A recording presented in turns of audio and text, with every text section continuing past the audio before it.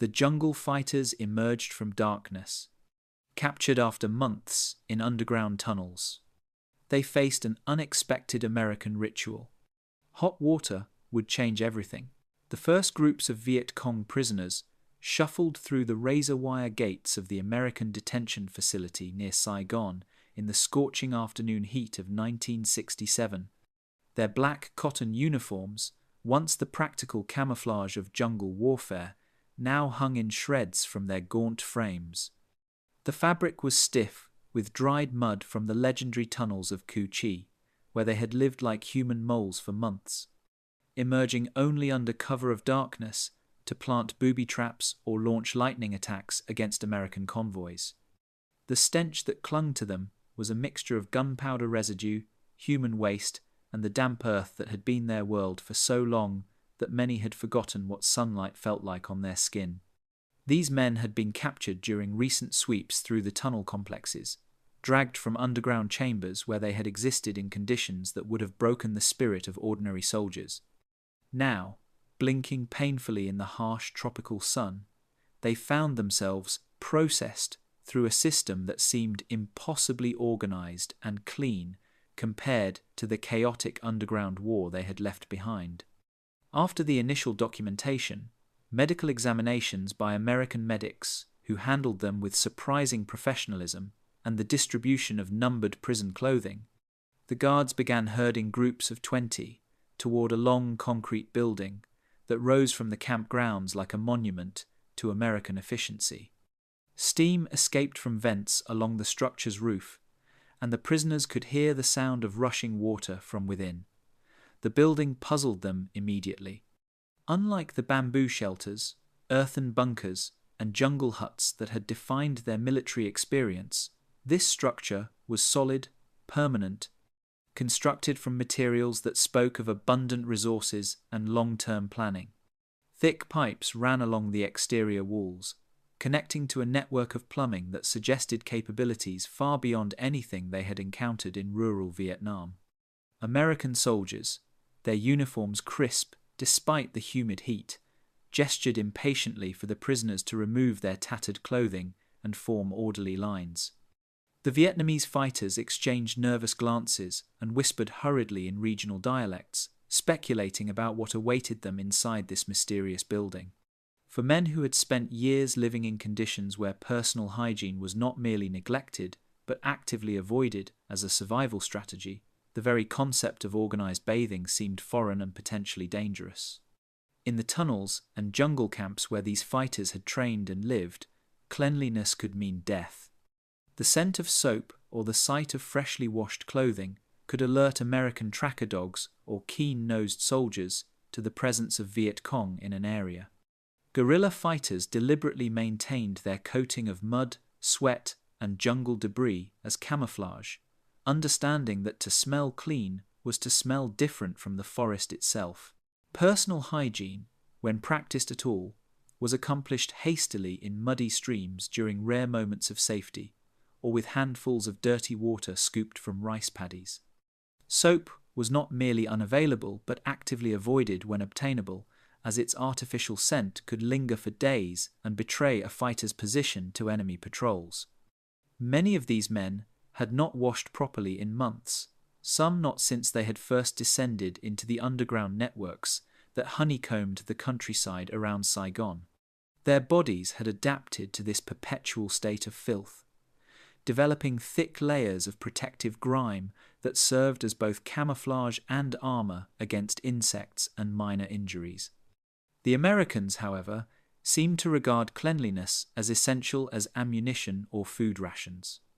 Guards distributed bars of soap that gleamed white under the fluorescent camp lights, each piece wrapped in paper that crinkled strangely in the prisoners' calloused hands.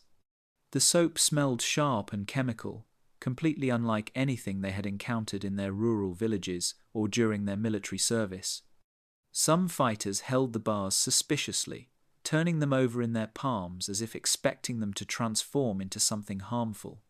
Others sniffed cautiously at the unfamiliar scent, wondering if the soap contained poison or some American chemical designed to weaken their resolve or damage their health. The white cotton towels distributed alongside the soap created even greater confusion. Thick and absorbent, they were unlike anything the prisoners had used before. In their home villages, drying was accomplished with thin rags or simply by standing in the sun until the water evaporated from their skin. These American towels felt luxurious to the touch, soft in a way that seemed almost decadent to men accustomed to the harsh textures of jungle warfare. Standing before the entrance to the shower building, many prisoners hesitated, their military training warring with curiosity about what lay beyond the metal doors. They had been taught to expect torture, execution, or psychological warfare from their American captors. Instead, they found themselves being handed implements of personal care and ushered toward what appeared to be an elaborate bathing facility. The cognitive dissonance was overwhelming for fighters who had spent years learning to hate and fear these same Americans, who now seemed concerned with their basic hygiene and health. The metal doors swung open, revealing an interior that stopped the Vietnamese prisoners in their tracks. The shower room was a cathedral of American engineering, with rows of gleaming metal nozzles protruding from overhead pipes that stretched across the entire length of the building. Each nozzle was positioned precisely above a drainage grate, creating orderly stations that could accommodate dozens of men simultaneously. The walls were covered in white ceramic tiles that reflected the harsh fluorescent lighting, creating an atmosphere that felt both clinical and alien to fighters accustomed to the organic curves and shadows of jungle warfare. Everything was angular, mechanical, efficient in a way that spoke of industrial planning and unlimited resources. When the American guards turned the valve wheels and water began to flow, the reaction was immediate and profound. Hot streams cascaded from each nozzle with a force and consistency that left the Vietnamese prisoners speechless. Many had never experienced hot running water in their entire lives, having grown up in villages where water came from hand-dug wells or muddy rivers, always at the temperature of the earth itself. During their years as fighters, they had washed hastily in mountain streams that ran cold even in the blazing tropical heat, or splashed quickly in stagnant rice paddies that barely served to rinse away the surface layer of accumulated grime and sweat. This water was fundamentally different, heated to a precise temperature and flowing with seemingly endless abundance. Steam began to fill the cavernous room, softening the harsh industrial lines of tile and metal, creating clouds that swirled around the naked prisoners like jungle mist. The sound was overwhelming, dozens of streams hitting the concrete floor simultaneously, creating an echoing roar that drowned out the nervous whispers and exclamations of the confused fighters. Several men flinched backward when the hot water first struck their skin, expecting burns or some form of torture they had not yet recognized.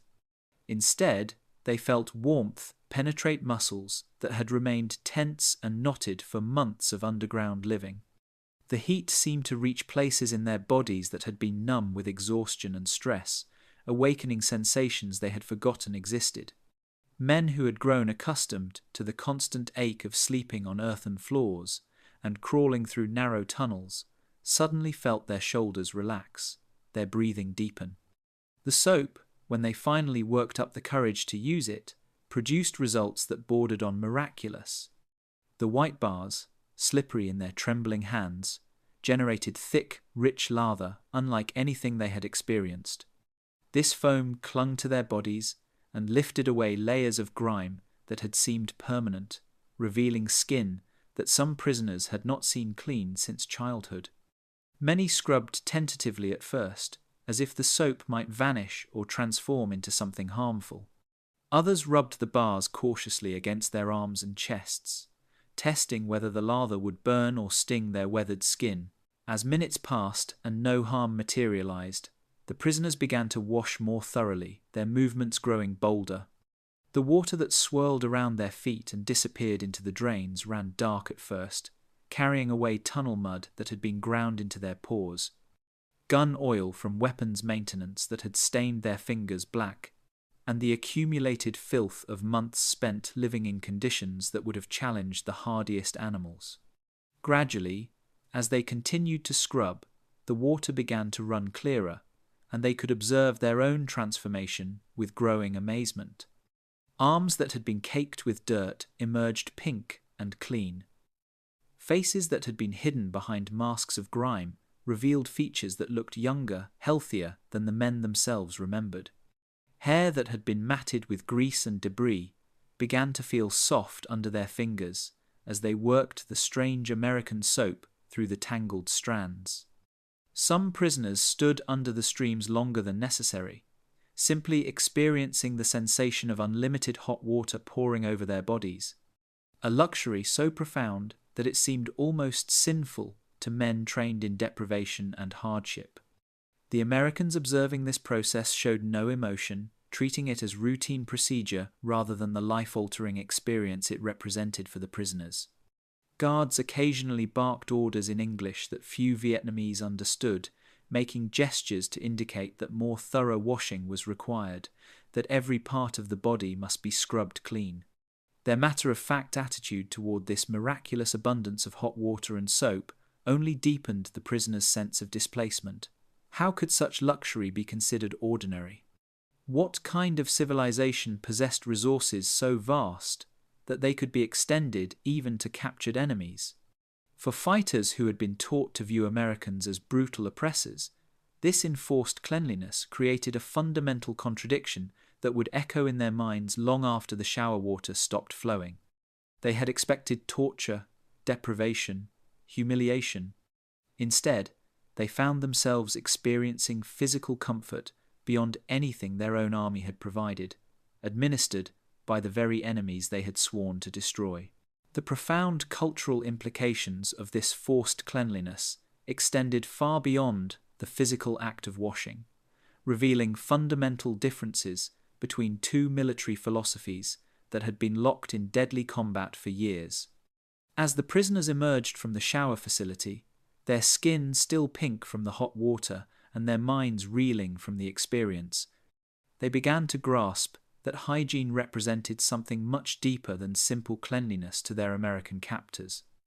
It was a manifestation of an entirely different approach to warfare, human dignity, and the value of individual soldiers, even enemy ones. In the underground world, where these Viet Cong fighters had lived and operated, personal hygiene had been not merely impractical, but genuinely dangerous. The tunnels of Cu Chi, with their elaborate networks of passages, sleeping chambers, and weapon storage areas, were designed for survival and stealth rather than comfort. Fighters who descended into these subterranean mazes understood that they were trading their humanity for military effectiveness. The smell of unwashed bodies became part of their camouflage, indistinguishable from the earthy odors of their underground environment. Clean clothing or the scent of soap could alert American tunnel rats or tracking dogs to their presence, potentially compromising entire operations and costing dozens of lives.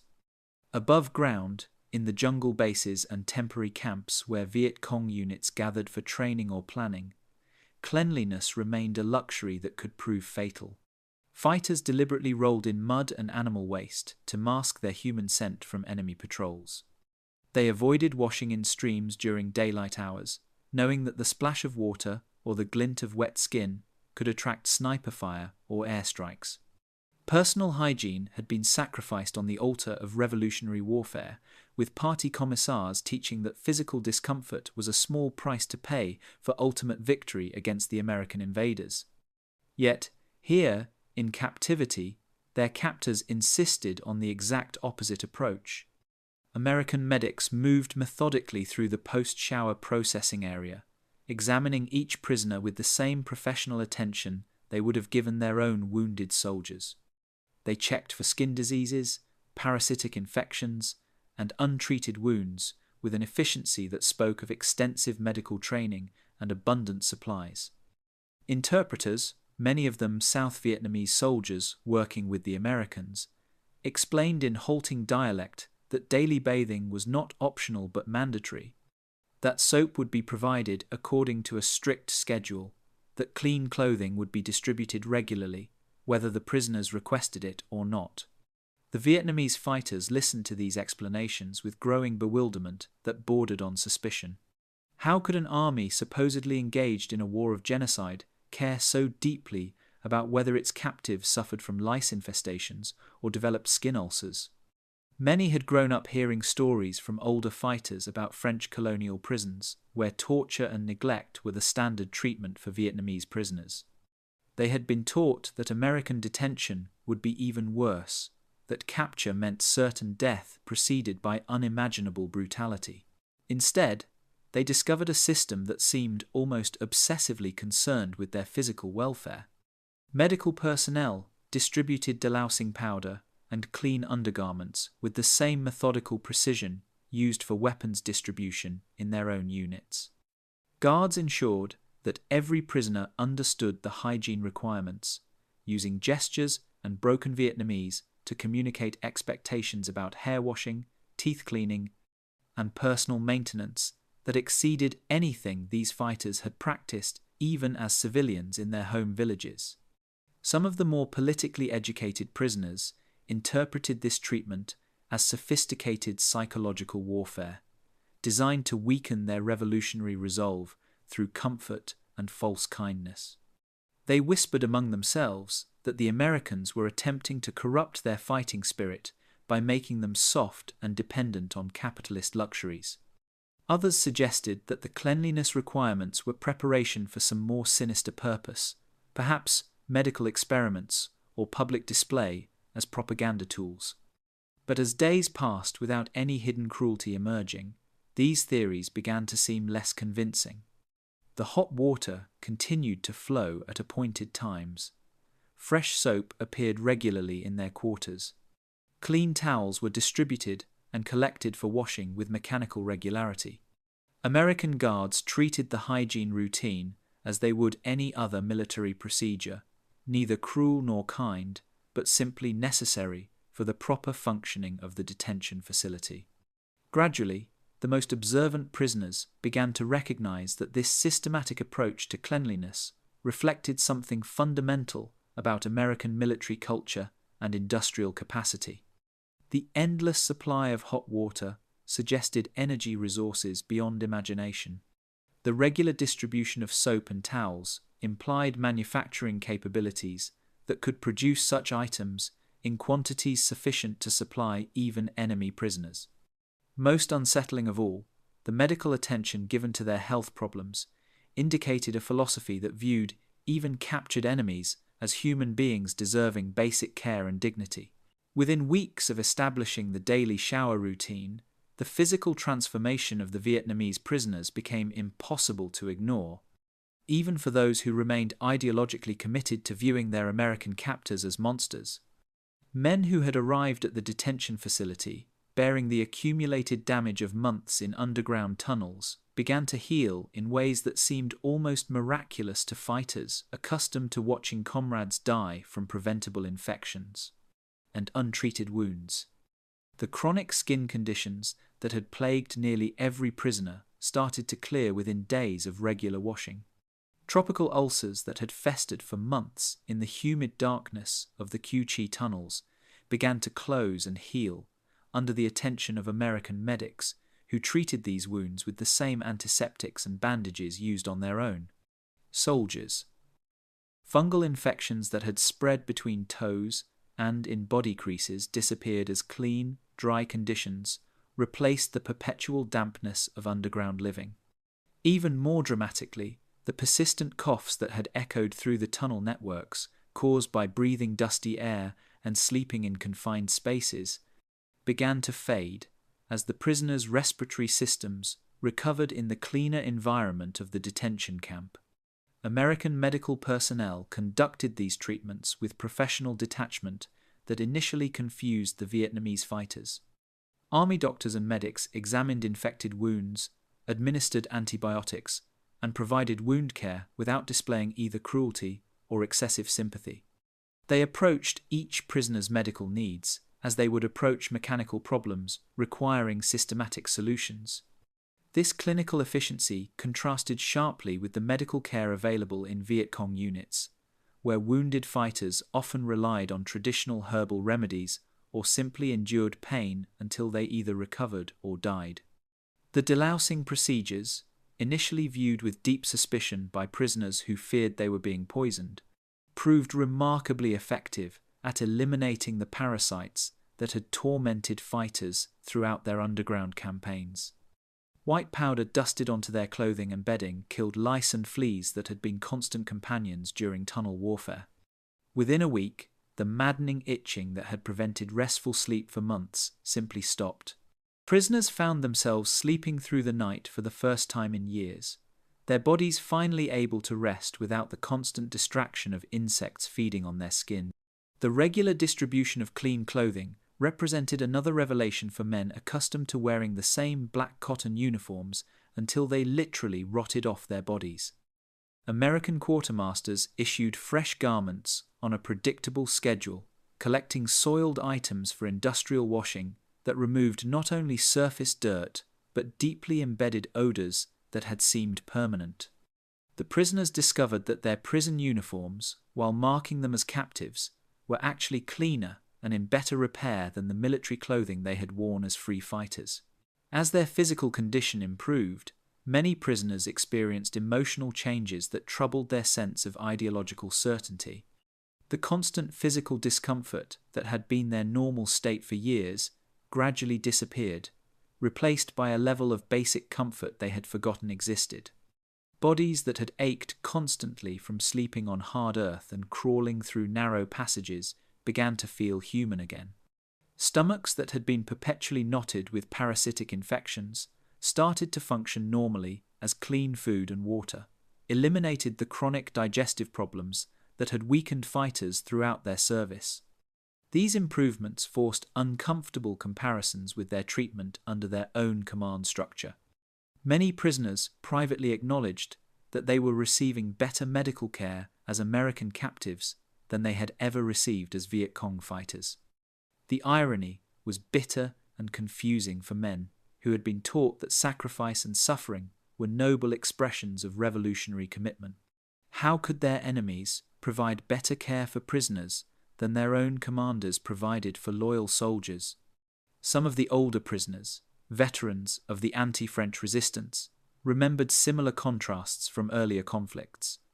They recalled how French colonial authorities had sometimes maintained better prison conditions than the resistance movements could provide for their own fighters. But the scale of American resources and organizational efficiency exceeded anything they had previously encountered.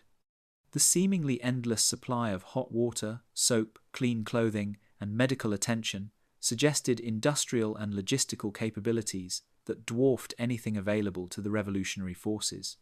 Conversations in the barracks began to shift from defiant discussions of eventual victory to quieter speculations about American society and military organization. If the Americans could provide such abundance to their prisoners, what must life be like for American civilians and soldiers? The implications were unsettling for fighters who had been taught that capitalism inevitably led to poverty and oppression for common people. The evidence of their own improving health suggested a different reality, one that challenged fundamental assumptions about the nature of the conflict they had been fighting. By the third month of captivity, the daily march to the shower facility had transformed from a source of fear and bewilderment into an anticipated routine that marked the rhythm of prison camp life. The Vietnamese prisoners no longer required the sharp commands and prodding gestures that had been necessary during their first weeks of detention. Instead, they formed orderly lines at the appointed times, clutching their assigned towels and bars of soap with the practiced efficiency of men who had learned to navigate this strange new world of enforced cleanliness. The guards, initially watchful and suspicious of prisoner resistance, began to relax their vigilance as compliance became automatic. American soldiers, who had once stood ready to force reluctant fighters into the shower room, now supervised the process, with the casual attention given to any routine military procedure. The transformation was remarkable to observe. These same men, who had fought desperately in tunnel warfare, now moving with disciplined precision through hygiene routines that would have seemed impossible to impose just months earlier. Within the shower facility itself, subtle changes emerged that revealed how thoroughly the prisoners had adapted to their new circumstances. Men who had initially stood frozen under the flowing water, paralyzed by confusion and suspicion, now moved with practiced efficiency through the washing process. They had learned to adjust the water temperature using the simple valve controls, discovered which soap worked best for their individual skin conditions, and developed personal techniques for thorough cleaning that satisfied American standards while providing maximum comfort for themselves. Some prisoners even began to exhibit preferences and opinions about different aspects of the shower routine. They compared the texture and scent of various soap batches delivered by American supply personnel, noting which formulations produced better lather or caused less irritation to skin damaged by years of neglect. Others developed favorite shower stations, preferring nozzles with stronger water pressure or positions that offered slight privacy from the watchful eyes of guards and fellow prisoners. The conversations that emerged during these daily routines revealed how fundamentally the experience had altered these men's understanding of basic human needs and dignity. Fighters who had been taught that physical discomfort was a necessary sacrifice for revolutionary ideals found themselves appreciating small comforts with an intensity that surprised even themselves. The sensation of hot water washing away sweat and grime became a daily pleasure they looked forward to with almost guilty anticipation. More significantly, the cleanliness routine began to restore a sense of personal dignity that many prisoners had not realized they had lost during their years of underground warfare. Standing under streams of hot water, scrubbing their bodies clean with abundant soap, drying themselves with thick towels, they experienced moments of feeling genuinely human again rather than the desperate, hunted creatures they had become during tunnel combat. This restoration of dignity occurred paradoxically within the context of captivity, administered by enemies they had been trained to hate. The barracks atmosphere itself underwent a dramatic transformation as the cumulative effects of regular bathing eliminated the oppressive odors that had initially made the crowded sleeping quarters nearly unbearable. Air that had been thick with the smell of unwashed bodies, infected wounds, and moldy clothing gradually became tolerable, even pleasant when combined with the faint scent of soap and clean fabric. Prisoners who had struggled to sleep in the stifling atmosphere of their first weeks in detention now rested more peacefully, their bodies no longer constantly irritated by parasites and skin conditions. This improvement in living conditions created opportunities for social interaction that had been impossible when physical discomfort dominated every waking moment. Men began to engage in quiet conversations during evening hours, sharing memories of home, discussing their experiences in different military units, and cautiously exploring questions about their future prospects. The gradual emergence of normal human sociability represented another unexpected benefit of the hygiene routine that extended far beyond simple cleanliness. Language barriers that had initially made communication with guards difficult began to dissolve as prisoners learned basic English phrases related to shower procedures and daily routine. Simple words like soap, towel, hot, and clean became part of their vocabulary, facilitating smoother interactions with American personnel and reducing the tension that had characterized early encounters. Some guards, recognizing this progress, began teaching additional English words during shower supervision, creating informal language lessons that benefited both captors and captives. The most profound change, however, was psychological rather than physical or social. The daily shower routine had become a symbol of order, predictability, and care in lives that had been defined by chaos, uncertainty, and neglect. For men whose existence had been dominated by the constant threat of death and the grinding hardships of guerrilla warfare, the simple reliability of hot water and clean towels provided an anchor of stability around which they could begin to reorganize their understanding of themselves and their circumstances. As the tropical evenings settled over the detention camp and the fluorescent lights dimmed in the long barracks buildings. The Vietnamese prisoners found themselves drawn into conversations that would have been unthinkable during their first weeks of captivity.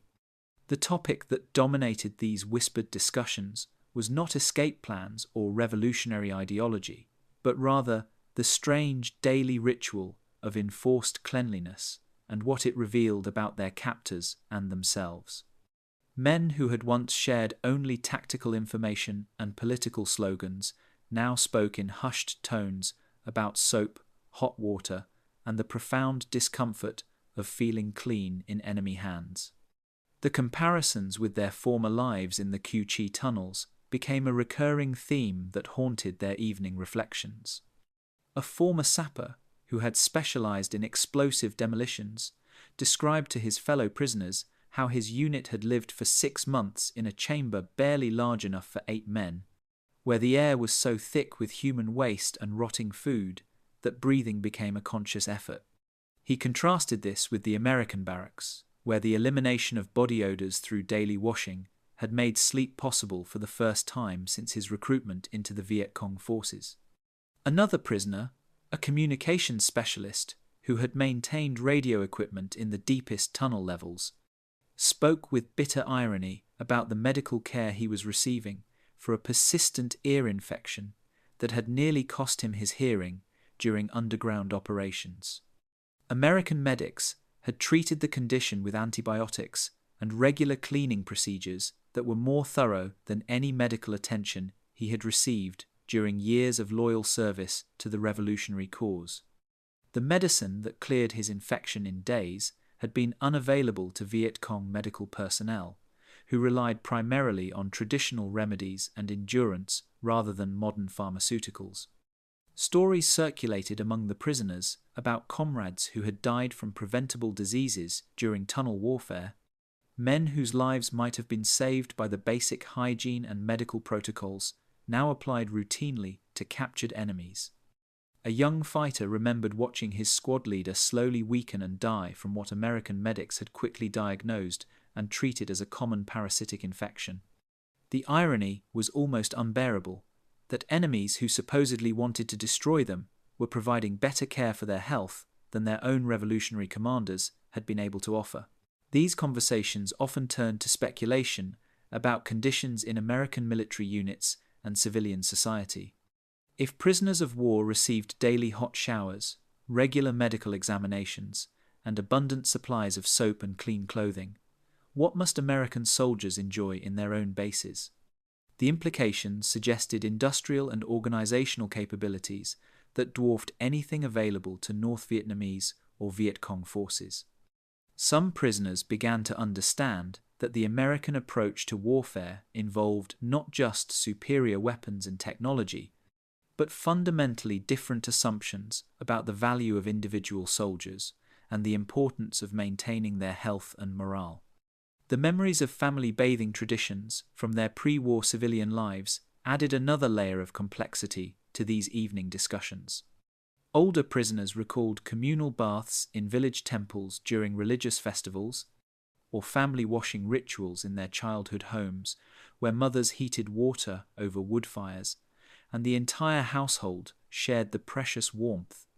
These memories, dormant during years of revolutionary struggle, were reawakened by the daily shower routine and created powerful emotional connections to a peaceful past that war had seemed to destroy forever. For many fighters, the American showers represented not just cleanliness, but a reconnection with civilized life that guerrilla warfare had forced them to abandon. The hot water and soap restored sensations and habits from their youth, when personal hygiene had been connected to family care, social respect, and human dignity rather than military necessity. This restoration occurred in the most unlikely circumstances, provided by enemies in a context of captivity, creating psychological contradictions that challenged everything they had been taught about the nature of the conflict. Some prisoners found themselves experiencing a confusing form of gratitude toward their captors, emotions they struggled to reconcile with their revolutionary training and personal loyalty to the liberation cause. How could they feel thankful to Americans who had killed their comrades and destroyed their homeland? Yet the daily experience of hot water, clean towels, and healing infections created undeniable improvements in their lives that were difficult to dismiss or explain away as enemy propaganda. The most unsettling realization for many prisoners was that this systematic attention to hygiene and health revealed organizational principles and resource abundance that called into question fundamental assumptions about American society. They had absorbed through years of political education. If a supposedly decadent capitalist system could provide such care even for captured enemies, what did this suggest about the nature of the political and economic struggle they had been fighting? The gradual realization that cleanliness represented more than comfort, but was actually a cornerstone of American military discipline, fundamentally challenged everything the Vietnamese prisoners understood about warfare and organizational effectiveness. As months passed and the shower routine became as natural as eating or sleeping, the most perceptive fighters began to recognize that hygiene was not a luxury their captors indulged in, despite being at war, but rather an essential component of their military strength that enabled them to sustain prolonged combat operations thousands of miles from their homeland. This understanding emerged through careful observation of how American personnel conducted themselves throughout the detention facility.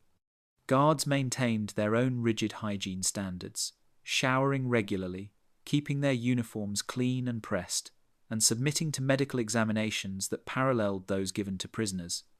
The Americans treated disease prevention with the same seriousness they applied to weapons, maintenance, or communication security, viewing any threat to soldier health as a potential compromise of military effectiveness that required immediate attention and systematic countermeasures.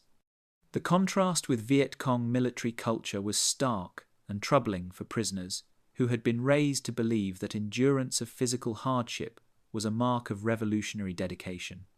In their own units, fighters who complained about lice infestations, infected wounds, or chronic illness were often criticized for lacking proper communist spirit and dedication to the liberation struggle. Accepting discomfort without complaint was considered evidence of ideological purity, while seeking medical attention or expressing concern about living conditions could result in political criticism or accusations of bourgeois weakness. Yet the American system demonstrated that maintaining soldier health was not weakness, but strategic wisdom that multiplied combat effectiveness. Healthy troops could march longer distances, fight more effectively, and resist diseases that might otherwise decimate entire units. The abundant resources devoted to prisoner hygiene suggested that American forces applied even greater attention to maintaining their own personnel, creating military advantages that extended far beyond superior equipment or firepower. Medical improvements among the prisoners provided undeniable evidence of this systematic approach to health maintenance. Men who had suffered from chronic dysentery during tunnel operations found their digestive systems returning to normal function under clean conditions and proper sanitation. Respiratory infections that had plagued fighters during the humid monsoon seasons cleared up entirely when they no longer slept in damp, poorly ventilated underground chambers. Skin conditions that had been accepted as inevitable consequences of guerrilla warfare disappeared when treated with American antiseptics and maintained through daily washing routines. The psychological impact of these physical improvements extended beyond personal comfort to challenge fundamental assumptions about the nature of military service and sacrifice. Prisoners began to understand that suffering was not necessarily noble or effective, that maintaining health and morale might actually serve revolutionary goals better than accepting preventable hardships. This realization created internal conflicts for fighters who had been taught that embracing discomfort demonstrated superior political consciousness and commitment to socialist ideals. Conversations among prisoners increasingly focused on the organizational implications of American hygiene standards rather than the immediate physical benefits they experienced. If the enemy could maintain such systematic attention to health maintenance while conducting complex military operations across multiple continents, what did this suggest about their industrial capabilities, logistical planning, and overall military effectiveness? The daily shower routine became a window into understanding American power that was more revealing than any political lecture or propaganda document. Some of the more educated prisoners began to recognize connections between hygiene, productivity, and social organization that challenged Marxist theories about capitalist society they had learned during political training. If American workers and soldiers enjoyed such abundant access to basic necessities that even prisoners of war received daily hot showers, how could the United States be characterized as an oppressive system that impoverished its own people? The evidence of their daily experience suggested a level of material abundance and social organization that contradicted everything they had been taught about capitalist economics and American society. The routine of maintaining personal cleanliness between shower sessions also revealed how thoroughly the prisoners had internalized American standards of hygiene and order. Men who had once lived comfortably in conditions that would have horrified civilian populations now found themselves uncomfortable when their clothing became soiled or when they went more than a few hours without washing their hands and faces. They had developed new standards of personal maintenance that reflected not just adaptation to prison rules, but genuine acceptance of hygiene principles they had never previously considered important. This internalization of enemy values created profound psychological tensions for prisoners who remained committed to their revolutionary cause, while acknowledging the practical benefits of American organizational methods. They found themselves caught between loyalty to a political system that had failed to provide basic care for its fighters and respect for an enemy system that extended such care even to captured opponents. As the seasons changed and the monsoon rains gave way to the dry months of 1968, the shower routine that had once seemed so alien to the Vietnamese prisoners became deeply embedded in the fabric of their daily existence. The transformation was so complete that many could no longer imagine returning to the conditions they had once accepted as normal during their years as underground fighters. The hot water that cascaded over their bodies each morning had become more than a cleansing ritual.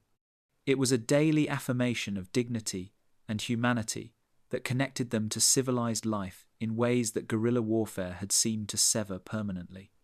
The physical changes in the prisoners were now impossible to deny, even by the most ideologically committed fighters who continued to resist acknowledging any positive aspects of American treatment. Men who had arrived at the detention facility as walking skeletons, their bodies ravaged by malnutrition, disease, and the brutal conditions of tunnel warfare, now appeared healthier than they had been even before joining the revolutionary forces. Their skin had regained color and elasticity, their posture had improved as chronic pain from infected wounds and parasitic diseases disappeared, and their eyes had lost the haunted, desperate look that had characterized their appearance during capture.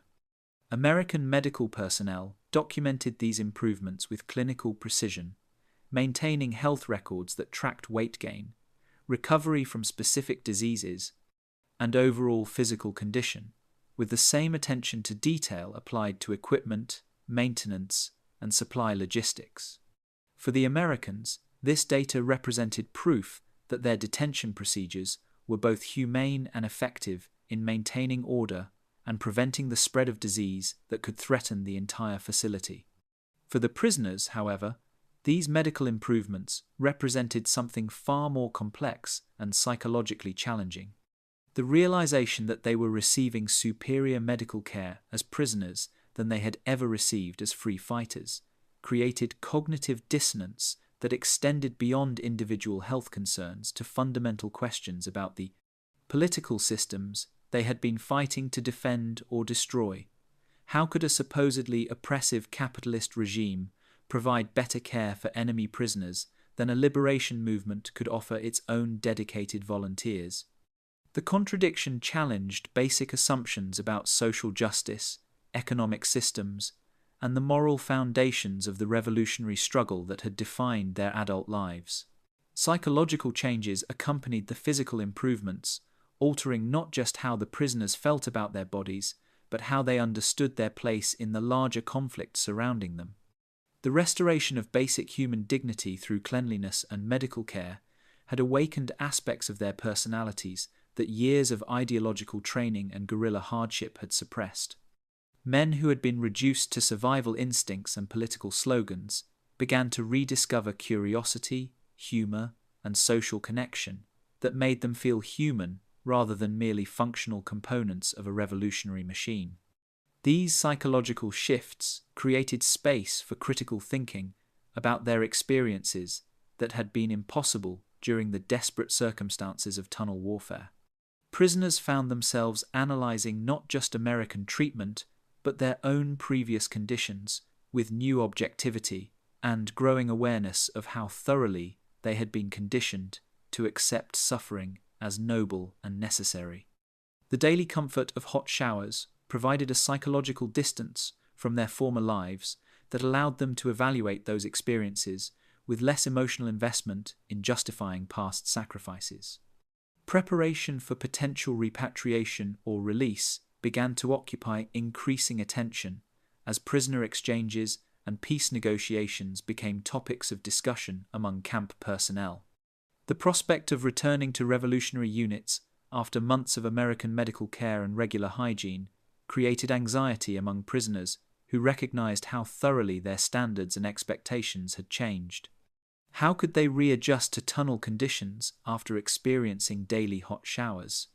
How could they return to accepting preventable diseases and chronic discomfort after learning that such suffering was neither necessary nor beneficial? Some prisoners began to wonder whether their experience in American detention would make them unsuitable for return to guerrilla warfare, not because their loyalty had been compromised, but because their understanding of basic human needs and dignity had been fundamentally altered. They had learned that cleanliness, medical care, and physical comfort were not bourgeois luxuries that weakened revolutionary spirit, but practical necessities that enhanced human effectiveness and preserved the capability for sustained action over time. The most profound questions emerged around what their detention experience might mean for post-war Vietnam, regardless of which side ultimately achieved victory. If American organizational methods and resource allocation could transform enemy prisoners so dramatically, what might similar approaches accomplish for Vietnamese civilians and society as a whole? The daily shower routine had become a symbol of possibilities that extended far beyond personal hygiene to encompass entirely different approaches to social organization, economic development, and human welfare that challenged everything they thought they knew about progress and revolution. The recognition of American industrial and organizational superiority emerged gradually through countless small observations that accumulated over months of captivity, creating a comprehensive understanding of power that extended far beyond military capabilities to encompass entire systems of social organization and resource allocation. The daily shower routine, which had initially seemed like a simple matter of cleanliness, revealed itself as a window into a civilization capable of projecting abundance and systematic care across vast distances while simultaneously conducting complex military operations on multiple continents. The endless supply of hot water that flowed from the shower nozzles each morning represented more than comfort or hygiene. It demonstrated energy infrastructure and industrial capacity that dwarfed anything available to North Vietnamese or Viet Cong forces. American engineers had constructed heating systems, water treatment facilities, and distribution networks that functioned reliably in a hostile environment thousands of miles from their homeland, maintaining standards that exceeded what many prisoners had experienced even in peacetime civilian life. This technological capability suggested manufacturing, transportation, and organizational systems operating on scales that made sustained global warfare economically feasible rather than nationally exhausting. The regular distribution of soap, towels, medical supplies, and clean clothing illustrated logistical capabilities that revolutionized prisoner understanding of modern warfare economics. American supply chains delivered personal care items to enemy prisoners with the same reliability that brought ammunition and food rations to combat units, indicating resource abundance and systematic efficiency that made the American war effort sustainable indefinitely. Vietnamese fighters who had struggled to obtain basic medical supplies for their own wounded comrades observed their captors distributing antibiotics and wound care materials to prisoners as routine procedure rather than precious emergency measures. These observations forced uncomfortable conclusions about the fundamental disparities between the opposing sides that extended beyond military technology to encompass basic industrial development and social organization. If America could provide such comprehensive care for prisoners of war while fighting on foreign soil, what level of material prosperity and systematic efficiency must characterize American civilian society? The implications challenged core assumptions about capitalist oppression and socialist superiority that had formed the ideological foundation of the revolutionary struggle. Letters home, when permitted under international Red Cross protocols, became vehicles for communicating these revelations to families and communities that had never experienced such abundance or organizational efficiency. Prisoners struggled to describe their daily routines in ways that would be comprehensible to recipients who had never encountered hot running water, regular medical examinations, or systematic hygiene maintenance. The contrast between detention conditions and the poverty of rural Vietnamese villages created another layer of complexity in understanding the conflict and its broader implications for national development. The responses of other prisoners to these experiences varied dramatically depending on their educational backgrounds, political sophistication, and personal resilience in processing contradictory information. Some maintained rigid adherence to revolutionary ideology, interpreting American care as sophisticated psychological manipulation designed to undermine communist dedication through bourgeois corruption. Others experienced complete ideological conversion, concluding that their previous beliefs had been fundamentally mistaken about the nature of American society and capitalist economics. Most prisoners, however, found themselves occupying uncomfortable middle ground where they acknowledged the practical benefits of American organizational methods while maintaining emotional loyalty to their revolutionary cause and personal relationships with comrades who had died fighting against American forces. This psychological position created internal tensions that would influence their attitudes and behavior long after their eventual release or repatriation. American guards and medical personnel remained largely unaware of the profound ideological struggles their routine procedures created among the prisoners.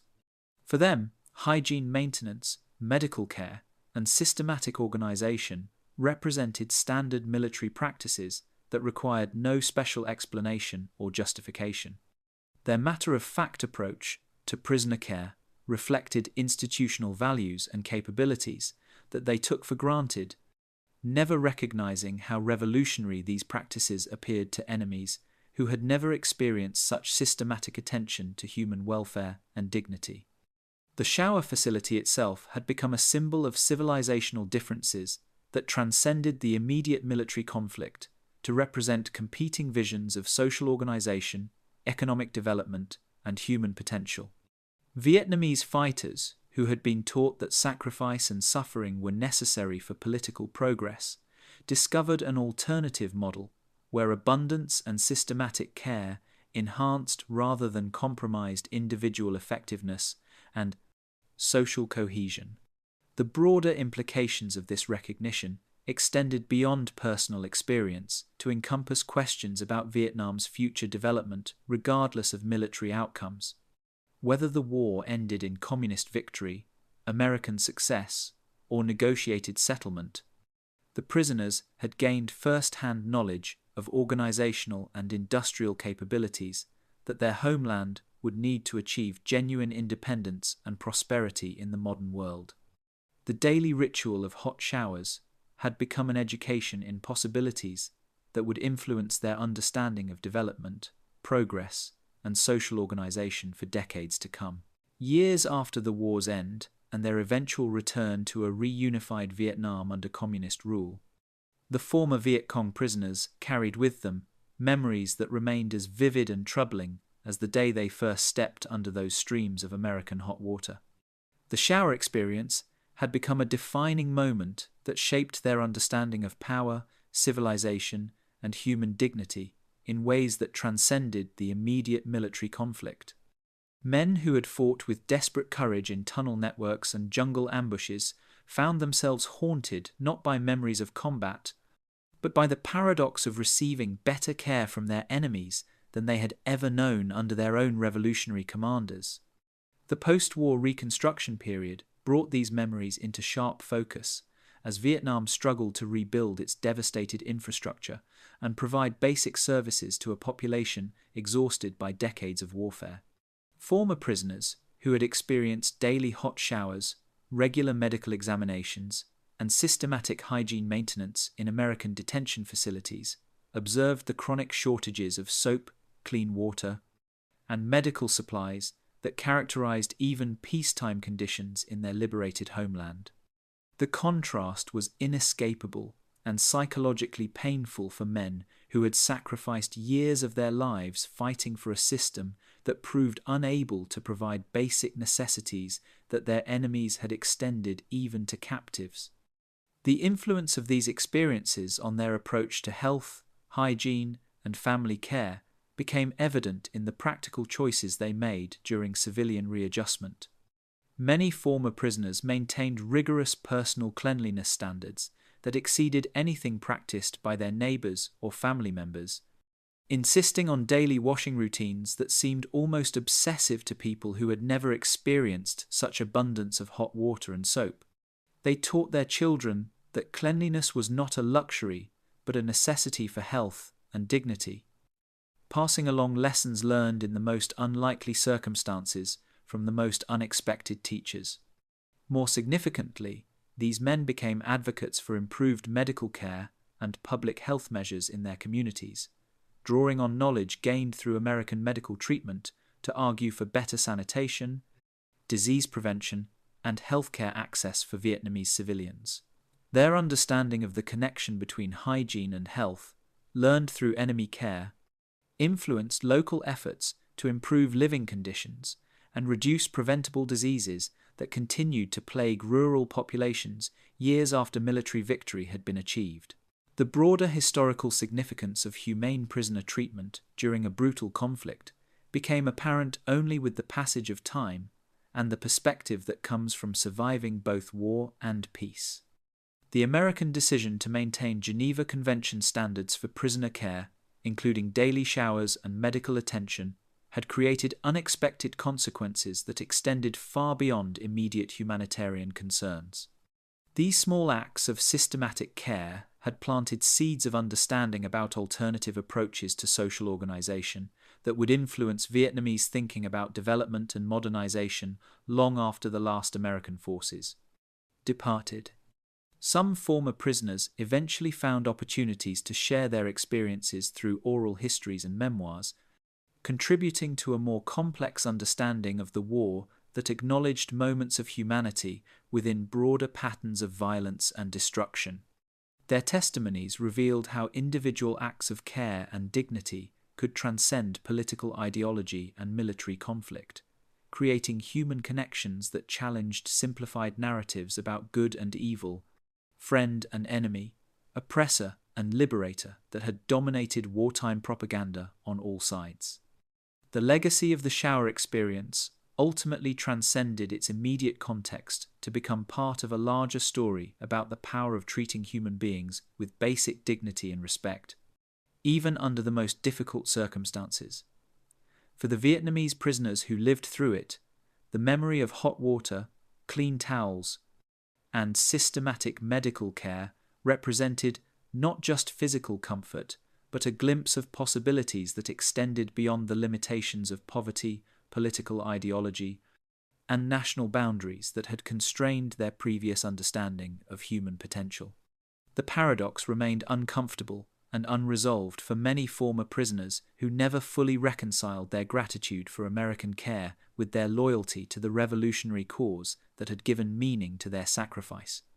Yet this very contradiction became a source of wisdom about the complexity of human conflict and the importance of maintaining humanitarian principles, even when nations and ideologies demanded total commitment to destroying one's testive enemies.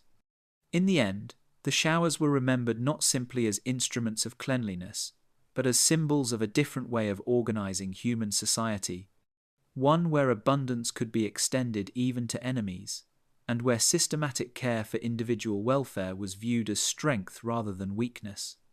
The memory of hot water flowing endlessly from American pipes became a measure against which all subsequent experiences of government care and social organization would be evaluated, a standard of possibility that would influence Vietnamese expectations and aspirations for generations to come.